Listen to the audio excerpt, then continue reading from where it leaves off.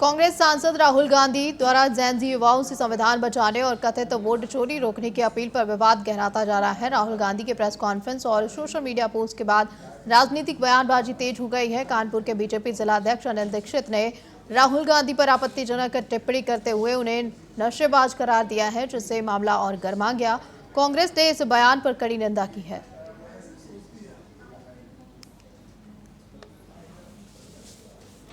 दुर्भाग्य है कांग्रेस पार्टी का कि स्वतंत्रता के समय कांग्रेस पार्टी कितनी मजबूत, कितने अच्छे अच्छे नेता हुआ करते थे, लेकिन ये समय का करवट कैसे बदली कि राहुल गांधी जैसा व्यक्ति कांग्रेस पार्टी का नेता है, सर्वे सर्वा है। इससे ज़्यादा भारतीय लोकतंत्र में दुर्भाग्य कुछ नहीं हो सकता है। और उसका जो तथाकथित कहना निश्चित तौर पे कितना गलत है कि भारतीय लोकतंत्र बहुत विश्व का मजबूत लोकतंत्र है।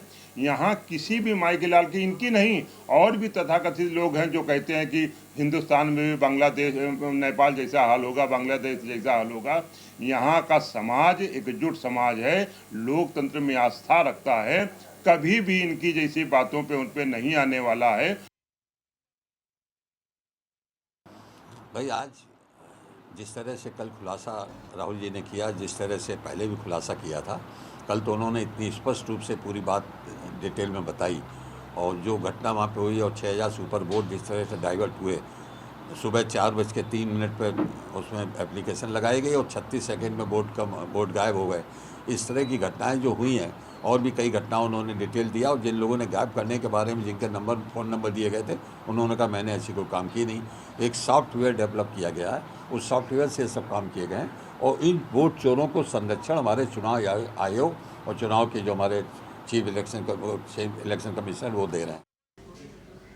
बहराइच के नानपारा क्षेत्र में पुलिस और गोकशी के आरोपियों के बीच मुठभेड़ हो गई। मुखबिर की सूचना पर नानपारा कोतवाल राजनाथ सिंह पुलिस टीम के साथ घेराबंदी करने पहुंचे। इस दौरान आरोपी वसीम और खुदा बख्श ने पुलिस पर फायरिंग कर दी। जवाबी कार्रवाई में वसीम के पैर में गोली लग गई, जबकि खुदा बख्श को मौके से दबोच लिया गया। पुलिस ने दोनों को जुमई पुरवा में गोकशी कर फरार होते समय पकड़ा। घटनास्थल में से 315 बोर का तमंचा और कारतूस भी बरामद हुए हैं। घायल वसीम को स्थानीय स्वास्थ्य केंद्र से जिला अस्पताल रेफर किया गया। मौके पर पुलिस अधीक्षक राम नयन सिंह और एएसपी दुर्गा प्रसाद तिवारी ने पहुंचकर जांच की है।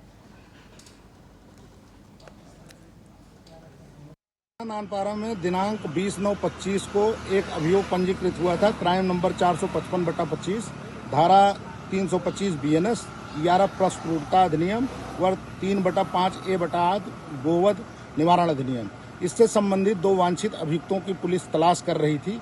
आज रात में थाना नानपारा की पुलिस टीम को जरिए मुखबिर सूचना प्राप्त हुई कि उक्त दोनों अभियुक्त जो है, जिसमें एक वसीम और दूसरा खुदा बख्श है, ये दोनों लोग नानपारा से निकलने का प्रयास कर रहे हैं, बाहर भागने का।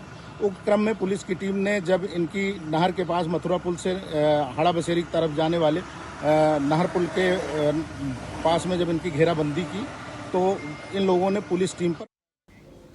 जालौन जिले के सिरसा कलार थाना क्षेत्र में तैनात हल्का इंचार्ज राकेश कुमार पर बड़ी कार्रवाई हुई। पुलिस अधीक्षक डॉक्टर दुर्गेश कुमार सिंह ने उन्हें तत्काल प्रभाव से पुलिस लाइन भेज दिया। आरोप है कि हल्का इंचार्ज ने पीड़ित व्यक्ति के प्लॉट पर जबरन कब्जा करवाया और जब पीड़ित शिकायत करने थाने पहुंचा तो थाना परिसर में उसके साथ मारपीट कर दी। पुलिस ने पीड़ित को अधीक्षक से न्याय की गुहार लगाई थी, जिसके बाद कार्रवाई की मांग की गई है।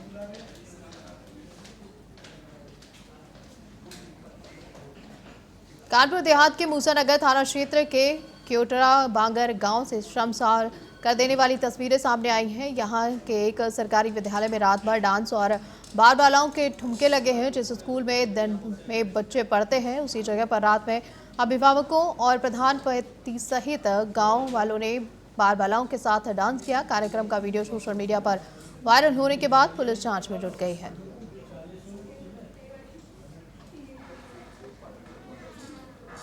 यूपी के प्रभारी मंत्री दारा सिंह चौहान गोंडा दौरे पर पहुंचे, जहां उन्होंने प्रेस वार्ता में प्रधानमंत्री मोदी के नेतृत्व की सराहना की। उन्होंने बताया कि जीएसटी में बड़े सुधार किए गए हैं, जिससे अब टैक्स दरें 5% और 18% से होंगे। और उन्होंने कहा कि ये बदलाव नवरात्र से लागू होगा और इससे कई जरूरी चीजों के दाम घटेंगे। मंत्री चौहान ने कहा कि ये कदम महंगाई को रोकने और गरीब मध्यम वर्ग को राहत देने के लिए उठाया गया है।